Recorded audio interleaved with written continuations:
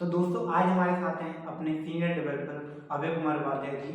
तो sir podcast में आज हम बिल्कुल बेसिक से बात करेंगे, बिल्कुल रो से, जिसमें हम कई सारे टॉपिक कवर करेंगे एआई वगैरह के भी। उसके बाद कि करियर ऑप्शन क्या है, वो कोई बच्चा नया स्टार्ट करता है तो वो क्या है। तो चलिए स्टार्ट करते हैं और आपसे सबसे पहला सवाल पूछते हैं। तो सर आप ये बताइए कि आज के टाइम में सॉफ्टवेयर डेवलपर बनना कितना सही करियर चॉइस है। अगर आज के टाइम की बात करें तो सिंपल सी बात है। क्या आपको लगता है कि मतलब देखो, कहते हैं सवाल ही जवाब है, ये किताब पढ़ा होगा। आप ही बताओ, क्या आप स्मार्टफोन के बिना रह सकते हो? नहीं। कोई एक ऐसा घर बताओ जो कहे कि मैं बिना स्मार्टफोन के रह लूं। मैं वो एक्सेप्शन नहीं है कि मेरे पास पैसे ही नहीं पॉसिबल ही नहीं है सर। पॉसिबल नहीं, या स्मार्टफोन चाहिए तो स्मार्टफोन में चलता है क्या, एप्लीकेशंस। और हर तीसरे दिन एक नई एप्लीकेशन आती है। कभी स्कूल वाले भेज रहे हैं, कभी इंस्टीट्यूट, आज तो इनफैक्ट ट्यूशन सेंटर भी एप्लीकेशन पे आ गए। उसके बाद कहा जाए तो आजकल तो टीवी भी स्मार्ट आ गए हैं, उसमें भी एप्लीकेशन चल रही हैं। तो ये सारे सॉफ्टवेयर की सॉफ्टवेयर का ही टाइप है ना, एप्लीकेशन है। तो यहीं से क्लियर होता है कि आज के टाइम में सॉफ्टवेयर डेवलपमेंट कितना ज़्यादा बढ़ गया है, ये खत्म ही नहीं हो सकता। बहुत बढ़िया एग्जाम्पल देकर समझाया है, सभी लोग ये रिलेट कर पा रहे होंगे कि सबके घर में ऑब्वियसली टीवी है, लैपटॉप है, फोन है, चारों तरफ हमारे एप्लीकेशन गुजारा ही नहीं है यार बिना लैपटॉप उसके सॉफ्टवेयर के। लेकिन सर ये भी तो है ना कि एआई वगैरह आ जा रहे हैं, तो उस केस में की बात करते हैं। हाँ बताओ। खेती एक एग्जाम्पल ऐसी रिलेट करके दूंगा कि सब लोग आप भी रिलेट कर पाओगे। पहले खेती होती थी, अगर मुझे 1 एकड़ की खेती करानी मुझे 20 मजदूर लगते थे, खासकर जब बुआई कर बिजाई करनी थी चारा की, और उसके बाद दवाई छिड़कना या कुछ भी खाद होते हैं। आज ट्रैक्टर आ गए, मशीनें आ गई, वहां पे 1 पर्सन की जरूरत पड़ती है या 2 पर्सन से काफी इनफ है 1 एकड़ के लिए। तो क्या खेती होनी बंद हो गई है? खेती होनी तो बंद नहीं हुई, खेती करने वाले लोग बंद हो गए हैं, वो भी नहीं है। सिर्फ एफिशिएंसी बढ़ी है, काम नहीं रहेगा, एफिशिएंसी। तो जी एआई है, मान लीजिए खेती का ट्रैक्टर, ओके, एआई है तो वो खेती के लिए ट्रैक्टर, ओके। तो एआई आने से डेवलपमेंट थोड़ी बंद हो गई, बस एफिशिएंसी आ गई। जो वेबसाइट के क्लाइंट को हम लोग पहले 10 दिन में देते थे या 1 साल लग जाता था, वो 6 महीने में, 1 साल वाला काम 2 महीने में होकर मिल रहा है। 10 दिन वाला काम जो छोटे मोटे प्रोजेक्ट होते हैं जो कॉलेज में सबमिट होते हैं, वो सब प्रोजेक्ट 1 दिन का काम है। तो एफिशिएंसी बढ़ी है और कुछ। चलिए सर नेक्स्ट सवाल की तरफ बढ़ते हैं। और ये लोगों के माइंड में सबके दिक्कत होता है, डाउट होता है, मेरे में था कि सर क्या जो कोडिंग है वो सिर्फ इंटेलिजेंट लोग ही कर सकते हैं या कुछ हमारे लोग ही कर लेंगे। पता है जब किसी को बोलो ना कि कोई बंदा है क्या करता है सॉफ्टवेयर इंजीनियर, अरे यार वो तो बहुत ज्यादा इंटेलिजेंट है। तो पहली बार मैं खराब वर्ड यूज नहीं करूंगा, लोग सब कॉमन है, कुछ इंटेलिजेंट होते हैं कुछ कम इंटेलिजेंट होते हैं, बुरा कोई नहीं होता है। हो सकता है मेरी कोडिंग में एक्सपर्ट हूँ तो तुम टीचिंग में हो सकता है किसी और फील्ड में एक्सपर्ट हो, तो इंटेलिजेंसी आपको उसके तरफ है। तो कम इंटेलिजेंट कोई नहीं होता। और कोडिंग ऐसा कुछ नहीं कि आपको इंटेलिजेंट बंदा चाहिए या कम इंटेलिजेंट, कुछ नहीं होता, हर कोई कोडिंग सीख सकता है। क्योंकि जो ये लाइन है सॉफ्टवेयर डेवलपमेंट, इसमें भी कई ब्रांच होते हैं अलग अलग। जैसे अगर डॉक्टर की बात करें, डॉक्टर में अलग अलग टाइप के सर्जन होते हैं, कुछ हड्डियों के हैं, कुछ ऊपर के, कुछ टीके इंजेक्शन, कुछ नर्स, कुछ ऐसे। तो क्या जो जिसको दिमाग की सर्जरी करनी आती है वही डॉक्टर है? नहीं ना। सिर्फ सॉफ्टवेयर डेवलपमेंट ऐसा है, सॉफ्टवेयर अलग अलग पार्ट में डिवाइड है। सबसे पहला आता है डिजाइनिंग आता है। अगर मैं सॉफ्टवेयर डिजाइन मतलब आपको ना सॉफ्टवेयर बनाने का प्रोसेस बताता हूँ, उससे आपको क्लियर होगी कितनी है। सबसे पहले क्लाइंट से रिक्वायरमेंट लेना कि रिक्वायरमेंट है, उसके बाद उसको फिग्मा या उसका डिजाइन बनाना। मतलब सिंपल एक तरीके से मान लो आप एक वर्ड पे ब्लूप्रिंट कर, देन उसको वेब डिजाइन करना, वेब में कन्वर्ट करना, उसके बाद बैकएंड बनाना, उसको इंटीग्रेट करना, फिर सर्वर पे डालना, ऑप्टिमाइज करना। तो ये अलग अलग काम है। तो हर फील्ड रिक्वायरमेंट गेटरिंग के लिए सॉफ्टवेयर इंजीनियर, फिग्मा वगैरह आते हैं, टूल आते हैं, उन पे डिजाइन बनाना है, कैनवा आपने सुन रखा होगा, उसके लिए सॉफ्टवेयर डेवलपर चाहिए, इंजीनियर चाहिए। फ्रंट एंड का डिजाइन में कन्वर्ट करने के लिए भी डेवलपर चाहिए, फ्रंट एंड को इंटीग्रेट करने के लिए डेवलपर चाहिए, बैक एंड बनाने के लिए डेवलपर चाहिए, प्रोजेक्ट को लाइव करने, ये सारे अलग फील्ड। तो अगर ज़्यादा इंटेलिजेंसी की बात करें तो सबसे ज़्यादा इंटेलिजेंसी लगती है बैक एंड में, जो बैक एंड में सर्वर बना रहा है। और सबसे ज़्यादा क्रिएटिविटी जो होती है वो डिजाइनिंग में। दोनों आप रिलेट कर पाओगे। क्रिएटिविटी और इंटेलिजेंसी अलग अलग चीज है। हम्म, क्रिएटिविटी आप एक ड्राइंग बना रहे हो, क्रिएटिविटी आपकी क्या सोच पा रहे हो और क्या एक ही। अगर आप एक बच्चों को कहो ना कि आप ये करके देख सकते हो, आप दो चार बच्चों को लेना, उनको बोला झोपड़ी बना, सभी बच्चे आपने तो झोपड़ी बोला, लेकिन सबका अलग अलग है। तो क्रिएटिविटी वो फ्रंट एंड में काम है। तो इंटेलिजेंसी मैटर नहीं करते कि इंटेलिजेंस हो तो भी आप सॉफ्टवेयर डेवलपर कर सकते हो ना, क्रिएटिविटी होनी चाहिए। हाँ, सबसे बड़ी बात लगाना आपको करना चाहते हो। तो इंटेलिजेंस नो डाउट ज़्यादा IQ आपकी ज़्यादा है या क्या तो एप्टीट्यूड अगर ठीक ठाक है तो आप बैकएंड में जाओ, अगर फ्रंट एंड है टेस्टिंग बड़ी भूल गया, टेस्टिंग भी होती है। हम सॉफ्टवेयर जब बना देते तो उसको टेस्ट कर दिया पब्लिक को देने से पहले, पता लगे हमने बटन बना दिया चल रहा है और 10 जन ये सब लेते हैं तो फट गया। तो वो भी जरूरत नहीं है कि आप बहुत ज़्यादा इंटेलिजेंट। सर अगला सवाल हमारा आपके ड्राइव के रिलेटेड होगा, दो तो हमने चाहिए कोडिंग के रिगार्डिंग पूछिए। आपकी जर्नी का सबसे टफेस्ट टाइम दोनों बता दीजिए बारी बारी कहते फाइनेंशियल बताना नहीं चाहिए, लेकिन फिर भी चलो बताता हूँ। मेरी ना एक्चुअली 2020 में पास आउट हुआ था, तो अभी हमारी जर्नी स्टार्ट थी, ट्रेनिंग मैंने कंप्लीट की थी, 6 मंथ की ट्रेनिंग होती है। लेकिन हमारी टीम जो थी, हमारा ग्रुप ही था पूरा, मतलब सही देखो हम लोग शुरू से ही इस लाइन में जाना चाहते थे। तो हमने 3 मंथ में ट्रेनिंग कंप्लीट करी। 20 या 21 मार्च को मेरे को मेरा ऑफर लेटर मिला एज ए डेवलपर। ट्रेनिंग का तो था ही, कंपनी है क्या। ऑफर लेटर मिला सुबह और दोपहर में एक मीट हुई।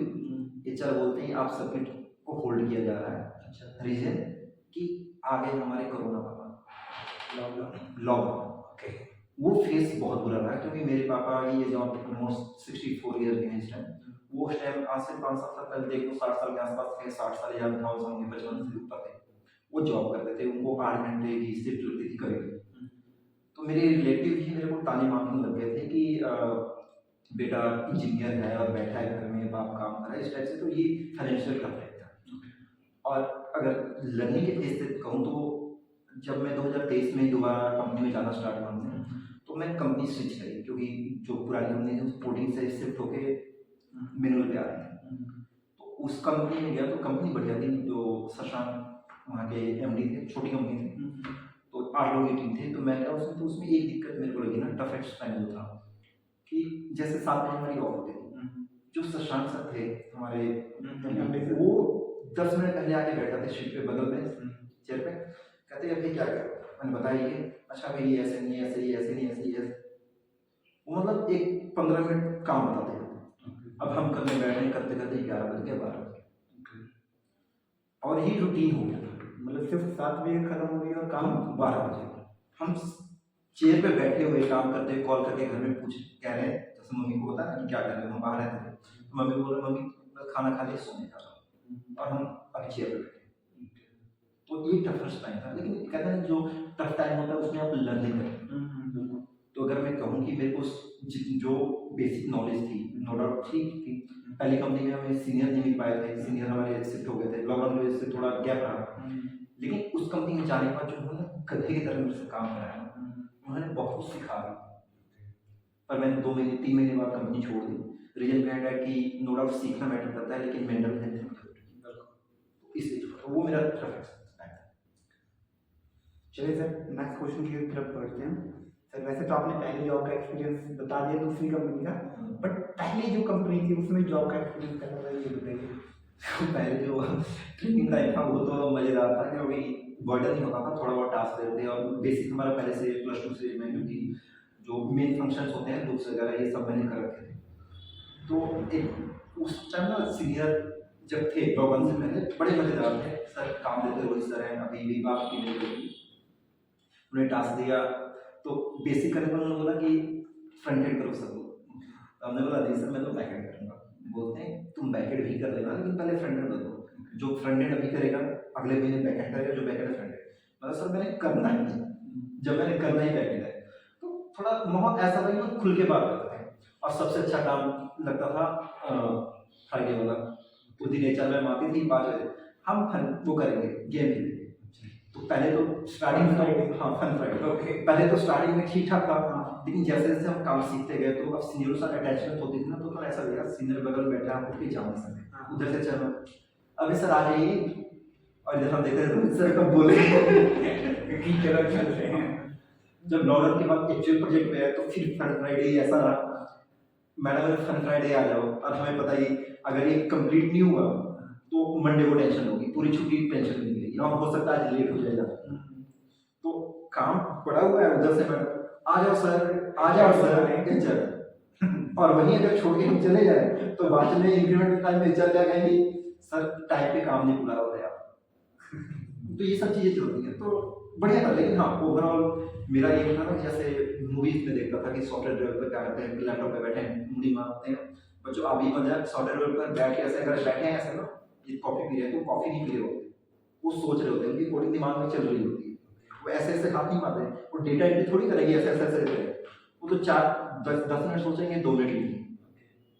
ठीक है, तो कुल मिला के उनकी कोडिंग यहाँ चल रही है। यहाँ कम यहाँ ज़्यादा एज अ सॉफ्ट मतलब बैकएंड डेवलपर मैं कहूँ तो कोडिंग यहाँ नहीं यहाँ चल, तो ठीक था, मज़ेदार चिल। मेरे और दोस्त थे जो अलग फील्ड में गए हैं तो उनकी ट्रेनिंग और अपनी ट्रेनिंग जॉब देख के मुझे बड़ा फील यार ठीक है मैं उसमें नहीं किया। जैसे मैकेनिकल है, एक लड़का बहुत अच्छा कमाता है, आई थिंक अभी उसका पैकेज मेरे से ज़्यादा ही होता स्टार्टिंग में, लेकिन दिक्कत ये कि मैं आराम से, मेरे को सब सर बोल रहे हैं, मैम रखी हुई है, वो आके चाय भी दे रही है, 2 बार फन फ्राइडे हो रहा है, लंच में 1 घंटा बाहर जा रहे हैं, दोस्त जाके सुट्टा मार रहे हैं, साथ में खड़े इंजॉय कर रहे हैं। तो उनका क्या है भाई, काम आया तो भाई मशीन में हाथ खा, मैकेनिकल सभी, लेकिन जो मैकेनिकल वाले हैं उनको मशीन बनानी पड़ती है भाई, तो हाथ काले होने होने, चाहे डिजाइन वालों जाके चेक करो हाथ काले होने, वो बर्डन। सिविल वालों की बात करूँ तो रोड पे खड़े हैं, चाहे जितना बड़ा इंजीनियर हो गए, 2-3 साल में उस लेवल पे तो आप पहुंचो नहीं, आप ऑफिस से ऑर्डर दे रहे हो तो आप धूप में खड़े होकर सड़कें बनते देख रहे हो, उससे तो बढ़िया बस। चलिए नेक्स्ट सवाल की तरफ बढ़ते हैं। थोड़ा सा ये इम्पोर्टेंट सवाल है कि एजुकेशन सिस्टम के बारे में, जो हमें कॉलेज में सिखाया जाता है, स्कूल में सिखाया जाता है, और जब हम इंडस्ट्री लेवल पे जाते हैं तो क्या वो चीज़ें सेम होती है और नहीं होती, तो कितना फर्क होता है? इतना तो मुझे बताया जाता है नहीं होता, लेकिन कितना फर्क होता है? फर्क इसका ऐसा है कि जैसे हमारे मम्मी पापा ने पढ़ाई की हुई है, उनकी पढ़ाई करते थे तो वो कहते हैं ना पढ़ते नहीं हो, क्या आपको लगता है जितना टाइम हमारे घर वाले पढ़ते होंगे अपने टाइम, आज के बच्चों को उतना उस लेवल उस तरीके से पढ़ा जा सकता है? नहीं। हमारे घर वालों को ट्यूशन की जरूरत नहीं थी, लेकिन आज ट्यूशन, हर बच्चे को ट्यूशन अगर अच्छा करना है तो ट्यूशन मैं ये नहीं प्रेफर नहीं करूँगा, ट्यूशन जाना चाहिए, लेकिन क्योंकि टाइम नहीं है ना।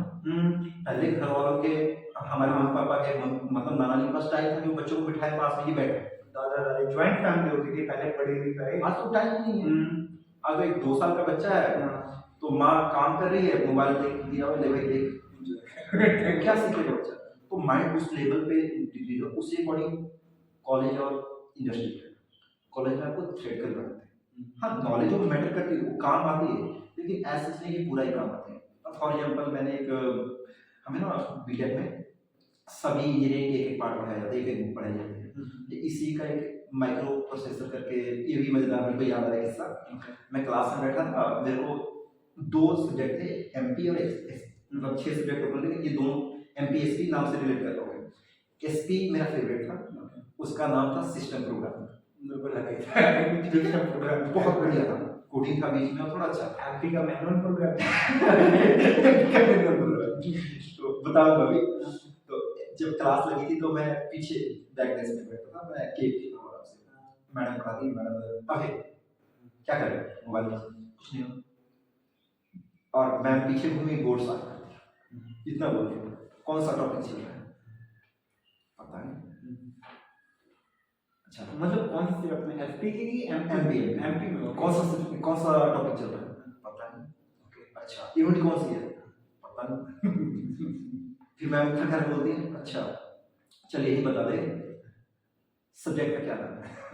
मैं ये तो आता ही है भाई, SP SP SP system programming, micro programming. Okay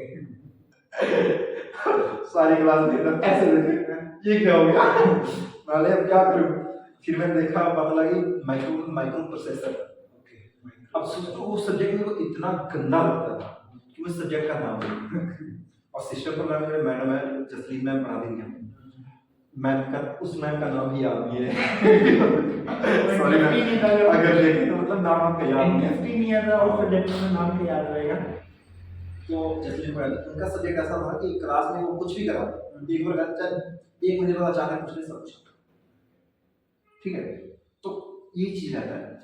अब डिफरेंस यहाँ पे आता है कि अब माइक्रो प्रोसेसर जो हमने पढ़ा उसमें मुझे जहाँ तक आइडिया उससे पढ़ाया गया कि लाइक ये गेट इधर जाता है ऐसे होता है, ये पिन पता नहीं अलग अलग जो आप चिप देखते हो ना लाइन, तो उनके अलग अलग मतलब है हर चीज। तो वो सब चीजें मेरे को कहाँ जरूरत पड़ेगी सॉफ्टवेयर में। एनपीएम चिप वगैरह, हाँ एनपीएम ये सब रजिस्टर वगैरह ये सब पढ़ा होता था, मैं मुझे जरूरत ही नहीं उसका। तो यही डिफरेंस रियलिटी में भी है। आपको थ्योरेटिकली पढ़ा के नॉलेज देंगे, एसपी वाला काम तो मुझे आ रहा है, सिस्टम मुझे पता है कि सीपीयू कैसे वर्क करेगा, है ना, तो वो चीज कहीं ना कहीं मैं रिलेट कर पाता हूँ अपनी कोडिंग के साथ। लेकिन एमपीयू में क्या रिलेट करूँ कि ये तार कौन सी है, इस तार का नाम ये है, ये पिन का नाम ये है, तो सिंपल सी बात है। तो आप कॉलेज में जो पढ़ते हो वो थ्योरेटिकली आपको टॉपर बनाते हैं, माइंड को वाश करते हैं, लेकिन इंडस्ट्री में बिल्कुल इंडस्ट्री में वो चीज यूज ही नहीं है। अगर आप प्लस टू में पढ़ो तो आपको कुछ वो एटम के वो पढ़ाते हैं ना, मॉडल पढ़ाते हैं, रदरफोर्ड मॉडल, ये मॉडल और टैंजेंट मॉडल, और साथ में लेकिन इसमें ये लिमिटेशन थी इसलिए ये मॉडल आया, ये लिमिटेशन थी तो पिछले जरूरत क्या कहीं काम नहीं आता, लेकिन उसके बेस पे हमें आगे वालों को समझना ही, बस इतना ही।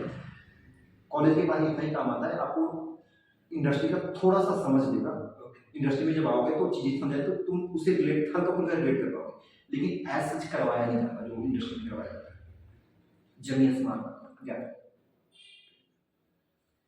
तो मैं कहूँगा कि ठीक है, मैं सभी कॉलेज की बात नहीं करता, मैं आईआईटी की बात नहीं करूँगा, मैं उसमें नहीं पढ़ा, मैं नॉर्मल कॉलेज पढ़ा हूँ। और कोई ऐसे कॉलेज नामी कॉलेज है केसीटी अमृतसर सच मार के देखना ना टॉप पे आता है, लेकिन ठीक है उसमें थ्रेड कर, क्योंकि हमारे ना जो पीटीयू पंजाब टेक्निकल यूनिवर्सिटी के जो टॉपर थे, टॉप 10 है, तो हमारे क्लास के बच्चे, हमारे क्लास के हमारे पूरे उसमें सभी ब्रांचों में सभी सेक्शनों में मतलब सभी बैचों में पहले 10 में 2 या 3 बच्चे थे। हमारे कॉलेज में टॉपर थी, हमारे क्लास के 3 लड़कियां थी, यूनिवर्सिटी के टॉपर लिस्ट में आ रही है, हमारे सीनियर वो भी टॉप लिस्ट में आ रही है, हमारी जूनियर जो आई वो भी टॉप यूनिवर्सिटी में आ रही है टॉपर, तो टॉपर बनाते थे। और ये नॉर्मली सभी कॉलेज का होता है कि अगर क्रिटिकल करने जाओ ना तो कहीं से सिस्टम से मॉनिटर, कहीं का सीपीयू, कहीं का माउस लगा, कहीं का कीबोर्ड लगाओ तब वो चलेगा। मतलब कई सारी चीजों को उठा के असेंबल करके ये मोस्टली हर कॉलेज में होता है। क्या बताना मोस्टली मैंने बोला मोस्टली सब मतलब मोस्टली हर मतलब क्या है मतलब 100 में से 80 में से होता है ये काम। अगले सवाल पे पढ़ते थे सर, डीएसए कितना इंपॉर्टेंट है? डीएसए डेटा स्ट्रक्चर, अगर मैं आपको बात कहूँ कोडिंग की, खास करके जो भी आप कंटेंट आप क्रिएट करते हैं, अगर ये भी एक पॉडकास्ट ऊपर ये भी कंटेंट है, इस कंटेंट को कैसे सेव किया जाए, कौन सा कंटेंट कहाँ रखा जाए, कौन सा डाटा कहाँ रखा जाए, किस तरीके से रखना सही है, वो चीज़ आता है डीएसए, डेटा स्ट्रक्चर मतलब डेटा का स्ट्रक्चर कि डेटाबेस का कैसे हम स्ट्रक्चर डिजाइन करें। उसके बिना तो सॉफ्टवेयर डेवलपमेंट है तो बहुत ज़्यादा इंपॉर्टेंट है, लेकिन फिर ये भी फील्ड पे निर्भर करता है। अगर आप टेस्टर तो आपको डीएसए की जरूरत है, आपको हल्की फुल्की नॉलेज होगी, लेकिन आप कोई सिस्टम डिजाइनर हो, बैकएंड डेवलप कर रहे हो, तो वहाँ पे आपको डीएसए की नॉलेज मस्ट। तो डीएसए अगर फुल स्टैक की बात करूँ, एक डेवलपर है जो सब काम करता है, तो उसके लिए डीएसए बहुत ज़्यादा जरूरी, बहुत ही ज़्यादा। अगर डीएसए होता क्या है, सिंपल लैंग्वेज में व्यूअर्स को समझाना चाहिए। सिंपल लैंग्वेज में आप किसी दुकान किराना स्टोर पे जाते हो तो आप कुछ भी मांगो, इतना सामान उसको नाम याद नहीं हो, लेकिन आप पूछो ना एक बार, अगर उससे बोलो क्या क्या आपके पास है बता दो, वो नहीं बताता है।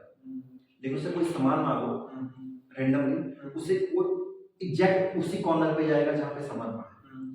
तो सामान को जैसे दुकान वाले अरेंज करके रखते हैं, अब मान लो आप स्किन केयर का कुछ प्रोडक्ट ले लो, तो स्किन केयर के सारे प्रोडक्ट एक जगह पे है ना, वो भी अलग अलग क्रीम कहीं पे, फेस वॉश कहीं ऐसे रखा हुआ है।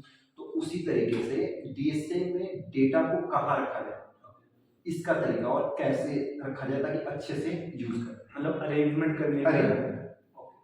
एग्जाम्पल सिंपल है, कुरकुरे वगैरह के जो पैकेट होते हैं वो दुकान वाले सामने टांग के रखते हैं, उसके लोग कभी पीछे नहीं जाते। जो ज्यादा फ्रिक्वेंटली यूज वाले हैं उनको उस तरीके से रखा गया। तो डीएसए यही देखता है कौन सा डेटा कैसा और किस वे में रखा जाए ताकि उसे असेस करना, मतलब पढ़ पाना, वापस लाना आसान। डीएसए अगर किसी को नहीं भी आता, क्योंकि काफी डीएसए थोड़ा सा टफ होता है जहाँ तक मैं रिसर्च कर पाया हूँ, तो अगर नहीं भी आता तो ऐसी कौन कौन सी जॉब है जो विदाउट डीएसए के मिल जाए? अगर विदाउट डीएसए की बात करें तो सबसे पहले तो रिक्वायरमेंट गेटिंग जो होता है, क्लाइंट हैंडलिंग वाला काम, बिना डीएसए के चलता है। उसके बाद टेस्टिंग, डीएसए से कोई लिंक नहीं। वेब डिजाइनिंग, डीएसए से कोई लिंक नहीं, ठीक है। उसमें फिग्मा डिजाइन जो होता है वो कोई लिंक नहीं है। मेनली डीएसए का लिंक वहाँ पे आता है जब आप बैकएंड कर रहे हो या फिर डेवऑप्स में, मतलब चीज़ों को सर्वर पे मैनेज करना, तो आपको जाता है। तो बहुत सारी जॉब है हमारे सॉफ्टवेयर इंडस्ट्री में जो बिना डीएसए के चलती है।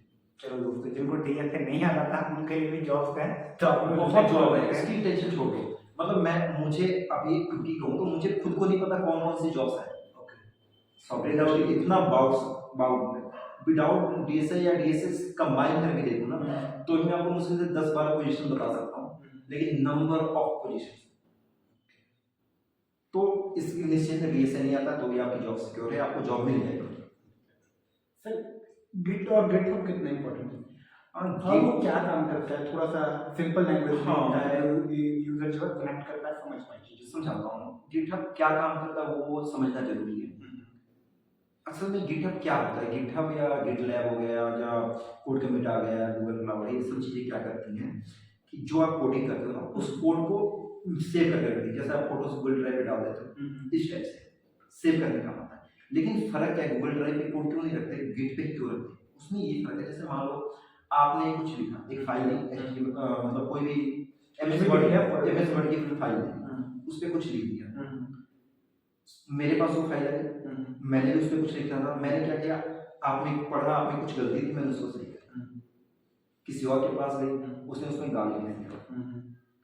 अब जब फाइनल जाएगी तो उसे कौन बता पाएगा कि ये लाइन किसने लिखी? कोई नहीं बता पाएगा, तो तीनों को ब्लेम आएगा। गिट क्योंकि वो उसने एक ही पेज पे उसी को ओवरराइट किया। गिट क्या करता है, आपने एक पेज पे कुछ भी लिख दिया, आपने सेव कर दिया, गिट पे सेव कर दिया, मेरे पास आया, मैं लिखूंगा तो मेरा कोड भी सेव करेगा, मैंने जो लिखा है, दूसरे का भी सेव करेगा, लेकिन वो सीधा एक फाइल नहीं। अब हमने तीनों ने कहा तो 3 लेयर बने, आपका सबसे पहले लास्ट में किया था, उसके बाद मेरा, सबसे लेटेस्ट होगा जो अभी किया। तो वो देख सकते हैं, ट्रैक रख पाएंगे किसने क्या काम किया और क्या काम किया। वो वर्जनिंग को मैंने वर्जन लिया जाता है, एक आगे लेयर खड़ा करता है, जब कोई नया काम होगा एक लेयर खड़ा। और ये इंपॉर्टेंट कोडिंग पर्सपेक्टिव से ये है क्योंकि जितने बड़े प्रोजेक्ट होते हैं ना, नंबर ऑफ डेवलपर्स काम करते हैं। जैसे हम अपनी कंपनी की बात करें, जिस प्रोजेक्ट में अभी कर रहा हूँ उस पर ऑलमोस्ट 47 लोग काम कर रहे हैं, तो सबका मैनेज करना ऐसे पॉसिबल नहीं है। तो गिट वगैरह बहुत ईजी है, हम लोग कोड कम्युनिटी ज़्यादा यूज़ करते हैं। और गिटहब जरूरी क्या है सीखना, कुछ बड़ी हार्ड एंड फास्ट वो नहीं, बहुत ज़्यादा मुश्किल से 4 से 5 कमांड है। आप याद करने जाओगे तो याद करने की जो नॉर्मल यूज मैं करता हूँ कमांड क्या आते हैं, git pull, git push, git commit, git add, git stash, git stash apply. ये 6 कमांड है जो रेगुलर में यूज करता हूँ। इसके अलावा असेंशियल होता है, मतलब कुछ खास क्रिटिकल चीज होती है जो इसके अलावा कोई कमांड की जरूरत पड़ती है। और ये 6 कमांड 4-2 वर्ड के हैं, याद करो, इसी कुछ है बस। हाँ, इनका काम कब कब कैसे यूज करना है वो आपको जैसे जैसे काम करोगे आपको समझ में आएगा। हाँ, बहुत मतलब आप ऐसे हो तो 1 घंटे, मतलब आधे घंटे में सीख सकते हो, लेकिन वो याद नहीं रहेगा। लेकिन जैसे जैसे आप काम करोगे ना तो अपने आप आपको याद रहेगा और बहुत ईजी है। इसका लोड लेने की जरूरत नहीं कि मुझे गिटहब गिटलैब नहीं आता। और ऑलमोस्ट सभी जितने गिटलैब, गिटहब या कोड कमिट है, उन सबके जो ये कमांड है वो सबके जितने एप्लीकेशन सबका ऑलमोस्ट। चलिए फिर नेक्स्ट क्वेश्चन की तरफ बढ़ते हैं। बहुत ही इंपॉर्टेंट सवाल है और यूजर बहुत ज़्यादा उत्सुक होंगे जानने के लिए। अच्छा है ऐसा सर्टिफिकेट ज़्यादा इंपॉर्टेंट है या प्रोजेक्ट ज़्यादा इंपॉर्टेंट है? देखो, अगर आप अपने कॉलेज की सर्टिफिकेट की बात कर रहे हो कि ग्रेजुएशन का नो डाउट ये मैटर करता है, सर्टिफिकेट मैटर करता है, लेकिन देखो थोड़ा कंसेप्ट समझो कि सर्टिफिकेट आपको इंटरव्यू तक लेके जाएगा। जो आपने, मैं प्रोजेक्ट नहीं कहूँगा, जो आपने काम किया है, स्किल करो, प्रोजेक्ट की बजाय स्किल अगर है तो यूज करो, सही रहेगा। जो सर्टिफिकेट है आपको इंटरव्यू तक लेके जाएगा, जो स्किल है वो इंटरव्यू को क्लियर करवाएगा, आपको कंपनी के अंदर लेके जाएगा, जॉब आपको स्किल दिलवाएगा, सिर्फ सर्टिफिकेट। क्योंकि सर्टिफिकेट आप, सर्टिफिकेशन आपने ग्रेजुएशन कर लिया, बीटेक कर लिया, बहुत बढ़िया कॉलेज से किया, आपको आता कुछ नहीं है, सर्टिफिकेट बेस्ड आपके नंबर अच्छे आए हैं, इंटरव्यू में चले गए, होता कट होता है 75% है ना, ग्रेजुएशन चाहिए वो है ना। जब इंटरव्यू में तो सामने जो बंदा पूछेगा टेक्निकल, वहाँ आपको बेसिक आएगा, आपकी स्किल का स्किल, बोलने की स्किल हो सकती है कि आप कैसे रिप्रेजेंट कर पाएंगे, उसके बाद आपकी नॉलेज, उस चीज़ को लेकर आपकी नॉलेज है, इन दोनों कॉम्बिनेशन स्किल बनता है। तो स्किल मैटर, मेरे हिसाब से स्किल मैटर करता है, स्किल ज़्यादा इम्पोर्टेंट है। सर्टिफिकेट तो एक रेपुटेड का, अब जैसे एग्जांपल दूं तो एक मेरा फ्रेंड है, उसने बात में करी मेडिकल से करी, मेडिकल मैथ का लिंक नहीं, कहते हैं मैथ के बिना कोडिंग नहीं होता, मुश्किल ऐसा कुछ नहीं, वो मेडिकल कर लिया। मेरा वर्क फ्रॉम होम रहता तो मेरे साथ ही बैठ के वो मेरे से सीखता था, 6 महीने उसने काम सीखा, आज एक बढ़िया सॉफ्टवेयर डेवलपर है, पंचकुला में काम करता है, अच्छी कंपनी, बड़ी कंपनी में काम कर रहा है। हाँ वो कंपनी गूगल जैसी नहीं है, लेकिन ठीक, ऑलमोस्ट 150 एम्प्लॉय है। लगभग क्या पैकेज होगा उसका? उसका पैकेज मंथली बेसिस पे अराउंड 30+, मतलब 30 करके मेडिकल में किया, फिर आपसे जॉब, और उसे 5 साल, 4-5 साल जो मेरे बीटेक में 4 साल लगे, वो 4 साल उसने एक फैक्ट्री में काम किया, मतलब लेबर का काम किया, एक हाँ लेबर कैसे, लेबर ये फैक्ट्री लेबर ही, लेबर का काम किया, दुकान पे क्या कहते हैं उसको, हाउसकीपिंग काम करा 1-2 साल, और 6 महीने की ट्रेनिंग ली, और सीधा सॉफ्टवेयर इंजीनियर, सर्टिफिकेट है नहीं फिर भी उसको जॉब मिल गई। हाँ थोड़ा सा उसे मेहनत करना पड़ा स्टार्टिंग में। देखो असल में अगर आज मैं कोई कंपनी चेंज कर रहा हूँ ना, तो कोई मेरा बीटेक का सर्टिफिकेट नहीं है, और मुझे याद है, मैं ये तीसरी चौथी कंपनी है, पहली कंपनी में जब गया था उसी टाइम मेरे को कॉलेज का एक सर्टिफिकेट दिखाना पड़ा था, सिर्फ एक। उसके बाद आज तक किसी ने मेरा सर्टिफिकेट नहीं देखा है कॉलेज का या 10th प्लस 2, उसके बाद सिर्फ एक्सपीरियंस और स्किल। तो सर्टिफिकेट मैटर करता है, लेकिन हाँ अगर वेटेज दी जाए ना तो 80% स्किल, 20% स्किल। सर्टिफिकेट नहीं होगा तो आप गूगल में नहीं जा पाओगे, लेकिन और तो कंपनी है। सर ऐसा क्या सिखा लिया 6 महीने में उसको कि सीधा 30,000 की जॉब पे? यार मैं ये कहूँगा मैंने सिखाया, वो लड़का है ही सीखने का, लाइक अंदर से होता है ना। 6 महीने में क्या, मैं 3 महीने ही सिखाया मैंने, वो भी जब प्रोजेक्ट पे काम करना स्टार्ट किया उसने। स्टार्टिंग में 1 हफ्ता मेरे साथ आया, तो उसके बाद मैं कहीं चला गया घूमने, तो उस कॉल पे मैं उसे व्हाट्सएप पे टॉपिक देता था, 3 बच्चे आए थे, वो और 2 लड़के और थे, तो कजन वगैरह थे, तो उन तीनों को मैंने ग्रुप बनाया, मैंने डाला कि इस ग्रुप में मैसेज डालूंगा कि ये टॉपिक करना है, तुमने 2-3 इस रिसोर्स जैसे W3 स्कूल हो गया ना, ये सब चीज़ें बताई थी, यहाँ से देखना है, कुछ डाउट हो मुझसे पूछ लें, जब आऊँगा तो ये सब चीज़ें दोबारा करेंगे।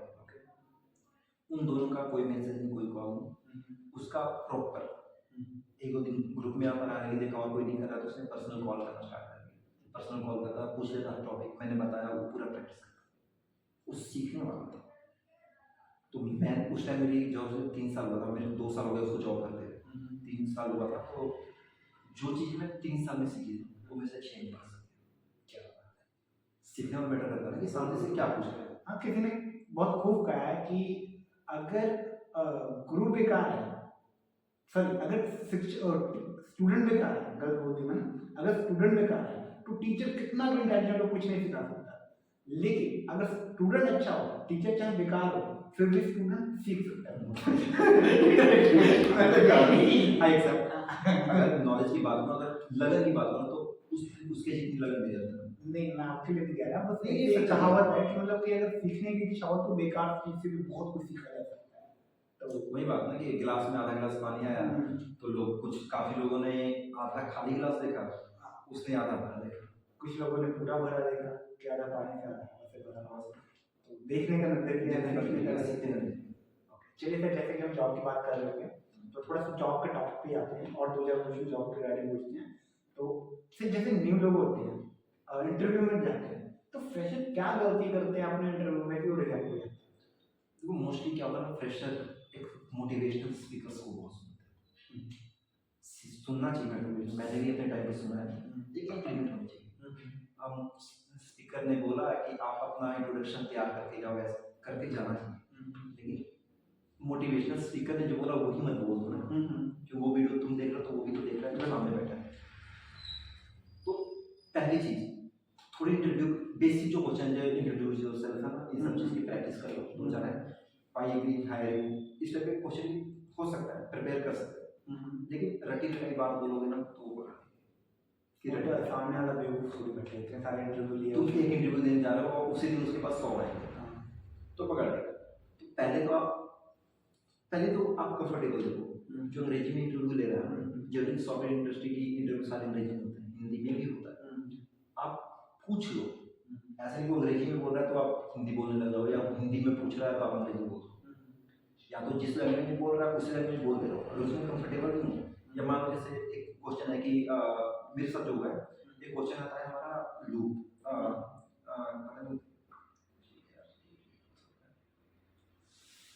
कोई नहीं देख जो याद आएगा तो बताइए। मतलब एक क्वेश्चन आता है कि नोड कैसे काम करता है, उसको समझाना है। तो मैं अंग्रेजी में मुझे पता एक्सप्लेन नहीं करता, मैं सामने सर से बोला सर कैन मैं एक्सप्लेन, और पंजाबी क्योंकि मुहाली में था, तो बोला ठीक, क्योंकि मुझे पता था कि मैं उस चीज़ को इवेंट लूप नाम था, इवेंट लूप बहुत इंपॉर्टेंट है, बहुत इंपॉर्टेंट। अगर कोई नोड या का तैयारी कर रहा है तो इवेंट लूप को अच्छे से करके नहीं देख लो आपसे आने वाला है, ये क्वेश्चन आने वाला है। चाहे आप 1 साल के एक्सपीरियंस ले जाओ, चाहे 10 साल के, फ्रेशर को ये नहीं आएगा होपफुली, लेकिन बाकी जो एक्सपीरियंस आएंगे 1 साल के उनको आने वाले हैं।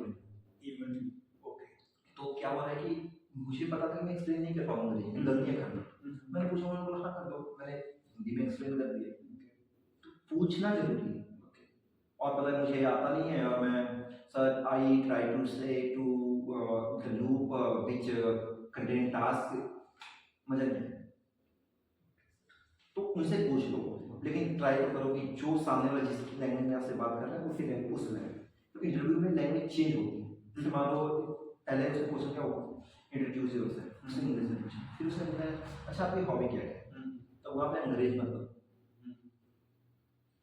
अगर वो ये चीज़ तभी चेंज करेगा जब आपके आंसर से वो सुना होगा कि वो बोलने में थोड़ी दिक्कत हो रही है, तो उसने लैंग्वेज चेंज किया, तुम लैंग्वेज शिफ्ट करेगा।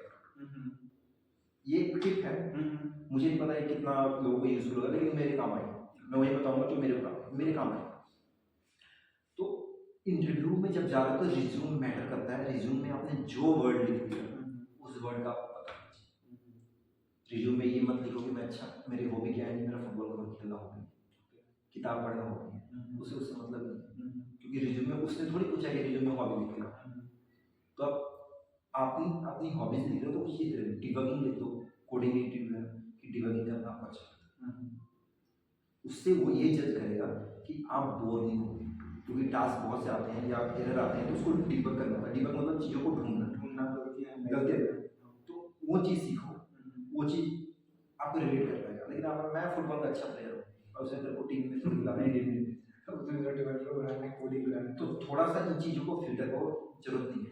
स्टडी लिखते हैं लोग, मैंने 10th क्लास यहाँ से करी थी, 12th यहाँ से करी थी, फलाना बड़े बड़े स्कूल का नाम लिख दिया, इतना पहला तो ले गया, 8-9 लाइनें ले गई रिज्यूम में। उनमें से तुम हायर स्टडी अपनी लिख दो सिर्फ, या आपने बीटेक किया है, एमटेक किया है, 1 लाइन। 10वीं 8वीं लोग, अब तो बताओ मैं नर्सरी बच्चा जो प्ले स्कूल है, मेरा प्ले स्कूल ये था, क्या मतलब होता है उसको ये जानना है कि आपने कौन सी स्टडी करी है, हायर क्या बीटेक किया है, तो आप सीएससी करी हो, कौन सा क्या ये या आईटी करे, तो सिर्फ बोले तो 1 लाइन में काम खत्म हो जाता है इसका। वहाँ परसेंटेज लिखने की जरूरत नहीं कि इतने सीजीपीए जरूरत ही नहीं यार। अगर आपका रिज्यूम वहाँ पे गया है तो आपने देखिए अप्लाई किया होगा, वो तो वेरिफिकेशन के प्रोसेस में पता लग जाएगा। अब सिंपल है, कट ऑफ लिखा है 80% वाले चाहिए, तो वहाँ 10% वाला तो जाएगा बिल्कुल नहीं है, तो ये चीज़ें फिल्टर लग जाएगा। तो थोड़ा कम वो जो स्पेस बचा उसको आप नीचे प्रोजेक्ट वाले में, जहाँ 2 प्रोजेक्ट आते हैं वहाँ 3 प्रोजेक्ट आ जाए, और छोटे छोटे प्रोजेक्ट बनाते हो। आपको यूट्यूब पे ही बहुत से प्रोजेक्ट मिल जाएंगे जो 30 मिनट या 40 मिनट, आपको यूट्यूब पे ही बहुत से प्रोजेक्ट मिल जाएंगे जो 30 से 40 मिनट की वीडियो में होता है। 30-40 मिनट की वीडियो है, देख लीजिए, अगर देख के आपको लाइन बाई लाइन लिखोगे ना, तो आपको 1.5 से 2 घंटे लगने वाले हैं।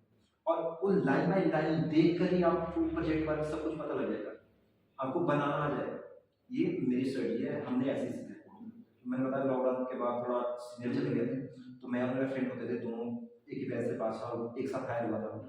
तो हम लोग क्या करते थे कि एक यूट्यूब की वीडियो ली, दोनों ने सेम चलाई, दोनों को अपना करें, मैं अपना कर रहा हूँ, आधे घंटे तक लगातार, आधे घंटे तक लगातार करेंगे ना, उसके बाद एक दूसरे डिस्कस करते हैं। अगर वीडियो कंप्लीट नहीं तो फिर थोड़ा कुछ एरर आई है तो पूछ लिया, अदरवाइज फिर दोबारा इस तरीके से काम। तो देख के प्रोजेक्ट बनाओ, सीखने को मिलता है। कहते हैं ना, कोई चीज़ आपको याद नहीं हो तो उसे याद मत करो, उसे बार बार पढ़ो, अपने आप याद करो। तो इस टाइप से तो आप रिज्यूम में जो वर्ड लिखते हो, एक एक वर्ड के बारे में आपको पता होना चाहिए। अगर आपने लिख दिया गिट हब गिट लैब, तो गिट हब का भी पता हो, गिट लैब का भी पता हो, दोनों में डिफरेंस होता है। असल में दोनों कोई ऐसा सिर्फ नाम में डिफरेंस है और कोई डिफरेंस नहीं है। तो ये चीज़ें मैटर करती हैं। और इंटरव्यू में यही लोग फ्रेशर जो होते हैं गलतियाँ कर देते हैं, उनको बेसिक्स नहीं पता होता। उनकी अंग्रेजी बहुत अच्छी होती है, लेकिन आप डेवलपमेंट के लिए जा रहे हो, बीटेक किया, तो बीटेक में जो कोर आपके हैं, जैसे डीएसए अभी बात की जाए, डीएसए हो गए, होंगे, इन सब्जेक्ट के कुछ कोर कंसेप्ट पता हो, आपको डिस्क्रिप्शन में एरे पता हो, ऑब्जेक्ट पता हो, तभी तो आप जाओगे कोडिंग के लिए। तो ये चीज़ें मैटर करती हैं। और फ्रेशर ये भी होती है। मतलब आपने जो भी बताया कि फ्रेशर क्या करते हैं, उसको अगर ब्रेक डाउन करें तो आपने मुझे 3 पॉइंट बताए हैं मेन जो है। सबसे पहला ओरिजिनल बन करो, वी ओरिजिनल, आप जिस लैंग्वेज में कंफर्टेबल हो उस लैंग्वेज में बात करो, पूछ लो, पूछ के बात करो। अगर सामने वाला कोई और लैंग्वेज में पूछ रहा है, आप कंफर्टेबल नहीं हो जवाब देने में, तो पूछ के लैंग्वेज स्विच कर लो, वो जिस लैंग्वेज में पूछ रहा है उस लैंग्वेज में जवाब दो। दूसरा, वहाँ पे अपने जो आप क्या कहते हैं उसको, रिज्यूम को आप अपना बढ़िया से पूरा बनाओ।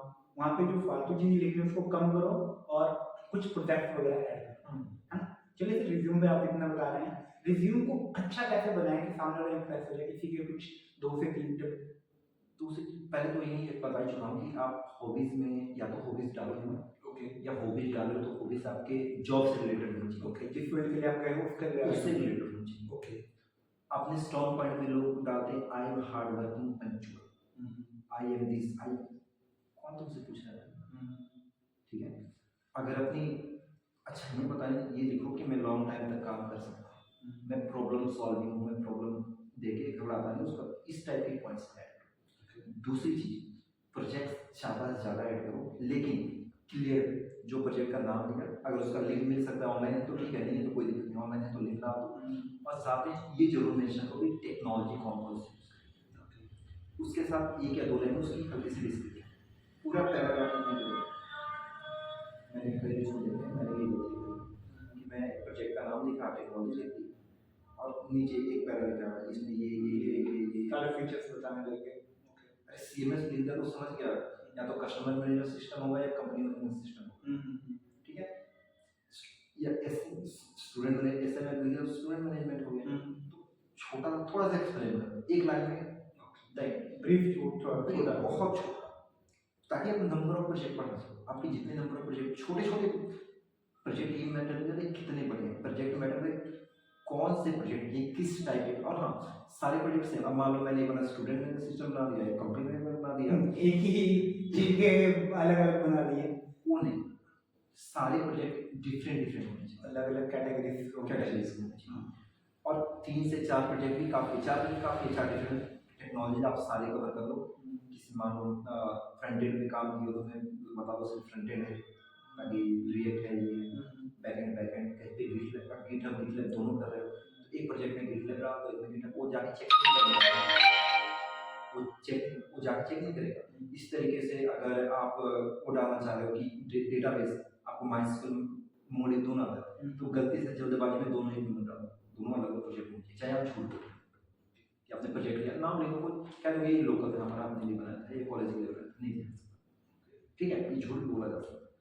तो रिज्यूम इस तरीके से, तो उसके आपके हॉबी से कोई मतलब नहीं भाई, वो आपने प्ले स्कूल कौन से कहते हैं कोई मतलब नहीं, उसको सिर्फ हायर स्टडी जाना है, वो इंट्रोडक्शन में कवर करोगे तो एक लाइन में लिखो कि आपने बीटेक यहाँ से करी है, एमटेक यहाँ से करी है, बीसीएमसी जो भी करी है यहाँ से। सर जैसे कि आप रिमोट जॉब करते हैं, ठीक है, वर्क फ्रॉम होम करते हैं, आपके अकॉर्डिंग कौन सा जॉब सही है, रिमोट या ऑफिस? देखो, अगर स्टार्टिंग फेज की बात करूँ तो स्टार्टिंग में ऑफिस वर्क से, क्योंकि जब हम ऑफिस में होते हैं ना तो हमें बहुत कुछ सीखने को मिलता है। फॉर एग्जाम्पल अगर अभी मुझे दिक्कत आए रिमोट में, तो मुझे किसी को मैसेज करना पड़ेगा, वो मैसेज जब देखेगा तब रिप्लाई करेगा। टाइम, इस टाइम में मेरा टाइम खराब हो सकता है, अर्जेंट काम था नहीं हो पाया। लेकिन ऑफिस में रहूँगा तो क्या होगा कि मैं बगल वाले से पूछ सकता हूँ, साथ साथ पूछ सकता हूँ, मेरे पास साथ से साथ पूछ सकता हूँ। इनफैक्ट वो अपना हमारे सिस्टम पे कर सकता है, या तो वो फिर एनी टेक्स्ट शेयर करते रह जाओगे। तो स्टार्टिंग फेज होगा सीखने का, तो आप 2 या 3 साल कम से कम ऑफिस में लगाओ। उससे 2 चीज़ और क्लियर होती है, स्किल आपको ना। अब मैं वर्क रिमोट वर्क हूँ तो मुझे नोड आता है, तो नोड पे काम कर रहा हूँ। लेकिन अगर मैं ऑफिस में हूँ तो मेरे से डिजाइनर भी मिल रहा है, मैं काम करते टाइम नहीं, काम के बाद जब चाय पीने जा रहे हैं, कैंटीन में जा रहे हैं, कुछ तो उस टाइप के फ्रेंड सर्कल बनना, आपको हर चीज़ का थोड़ा थोड़ा आइडिया हो गया। आइडिया हो, वो आइडिया मिल जाती है, तो आप अपने आप को और इंक्रीज करेंगे। और रिमोट वर्क आपको तब लेना चाहिए जब आपको भरोसा है आप इंडिविजुअली काम कर सकते हैं, कि आपको हाँ कुछ क्रिटिकल केस होते हैं। आज भी अपने मैनेजर कॉल करता हूँ, जरूरत पड़ती है तो वो कॉल पे एक वर्ड बोलते हैं कि ऐसे कर ले, मेरे को पता है वो क्या उसका मतलब क्या हो, मतलब मैं इंडिविजुअली काम कर सकता हूँ तो remote work, otherwise remote work नहीं। रिमोट जब चल रही है, तो जैसे मान लीजिए कोई बंदा ठीक सा काम करके सीख लिया, वहाँ पे एक्सपीरियंस बना लिया, तो वो रिमोट जब कैसे लिया? वो तो जब आप 3 साल जब जॉब करोगे आप आइडिया पहले लग जाएगा। देखो रिमोट वर्क लेकिन सारी कंपनियां तो देती नहीं हैं कुछ, वही फील्ड करनी पड़ेगी, आपको कंपनी ढूंढनी पड़ेगी, कंपनी ढूंढनी पड़ेगी, आपको थोड़ा ज़्यादा मेहनत करना पड़ेगा। और एक और बात, जो रिमोट जॉब देती कंपनी उनका इंटरव्यू और हार्ड होता है। अगर मुझे रिमोट जॉब मिली है तो जो मैं नॉर्मल इंटरव्यू देता उससे ज़्यादा हार्ड इंटरव्यू क्लियर किया है, क्योंकि उनको ये जज करना कि आप इंडिविजुअली काम करोगे, आपको सब कुछ आता है, और उससे बड़ी बात आप काम क्यों नहीं हो ये भी दिखाना पड़ेगा। क्यों जैसे रिमोट जॉब में क्या मुझे सुबह अटेंडेंस होती है मीटिंग में, अब मैं खाली पूरा दिन घूमता रहूँ, या जैसे आज शनिवार है, अगर ये मंडे होता मुझे पता नहीं शनिवार है, हो सकता था मंडे दिन मैं शूट कर सकता हूँ, ये भी दिक्कत हो सकती है। तो उस टाइम पे आप प्रॉपर काम ही करोगे, इसकी भी आपको श्योरिटी देनी पड़ती है, और ये सब कुछ इंटरव्यू में ही होता है। आप इंटरव्यू में ही दिखा पाते हो कि मैं ऐसा करता हूँ, कर दूंगा, आप टाइम दोगे। और रिमोट जॉब की एक और बताऊँ जो इच्छुक है रिमोट जॉब की, एक बार जरूर ध्यान रखना, जब आप ऑफिस में होता हो तो ऑफिस में देखो, आप ऑफिस का सिनेरियो बताता हूँ क्या होता है। सुबह का डेस्क सेट करने में आपको 10 मिनट लगे, जैसे 9:30 बजे 9:40 आराम से, 9:40 तक तो खैर पहुँचूंगा, 10 बजे तक। अभी तो मेरी कंपनी में कुछ लोग हैं जो आते हैं 10 बजे तक है, पहुँचने के बाद भी 10 मिनट सेट करने में लगेगा, जब तक चाय का टाइम हो जाएगा। 11 बजे चाय आनी है, चाय करते समय दोस्तों से गप्पा मार रहे जो बगल में बैठे हैं, कुछ को सुट्टा का होता है तो चलो चाय पियो तो सुट्टा कराएंगे, करके आते हैं, फिर आएंगे 1-2 घंटा काम में मीटिंग करेंगे, घंटा उसमें भी साथ में बात हो रही है, काम कर रहे हो। लंच हुआ, 1 घंटा लंच किया, लंच खत्म होने के 10 मिनट बाद चाय आएगी, चाय के साथ फिर 10 मिनट बाद सुट्टा। अब मोस्टली जिनको सिगरेट थोड़ा है चल थोड़ा सुट्टा मारता है, ये होता है कंपनी, छोटी कंपनी, थोड़ी सी बड़ी कंपनी, थोड़ी सी बड़ी कंपनी, ये सब होता है। और बड़ी कंपनियों की बात छोड़ो, एससीएल में तो लोग सो जाते हैं खुद काम पता नहीं क्या करते हैं। जब एक फ्रेंड थी एससीएल में थी, मैं बेंगलोर में उस टाइम था, बेंगलोर में 2-3 महीने था, तो वो लोग देख रहा हूँ सुबह कंपनी गई है, काम करके आ रही है, आके घर लैपटॉप खोल रहा है, लैपटॉप खोल के उसका हाइब्रिड था, 3 दिन घर 2 दिन ऑफिस। मैंने लैपटॉप क्या रही यार, कल का अभी काम रहेगा, आज नहीं करूँ तो कल करना पड़ेगा, ऑफिस में कर करेगी।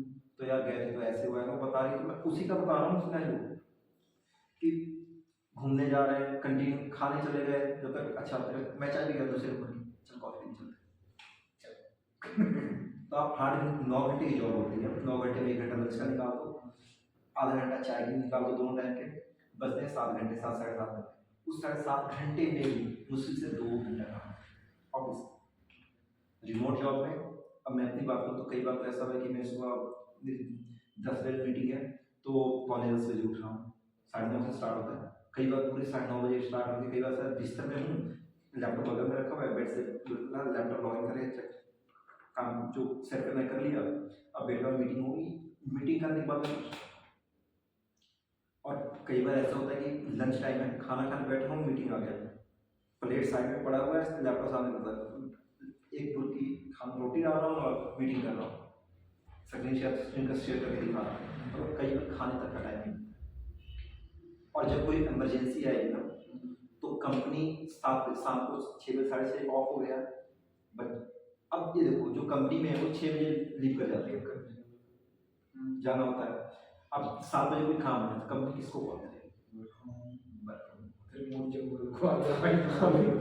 और ऐसा हुआ है कई बार, जिससे ऑफिस में हम कम टाइम काम करते हैं और रिमोट जॉब में ऐसा होता है कि आपको रात में भी कॉल आ सकता है ऑफिस टाइम के बाद।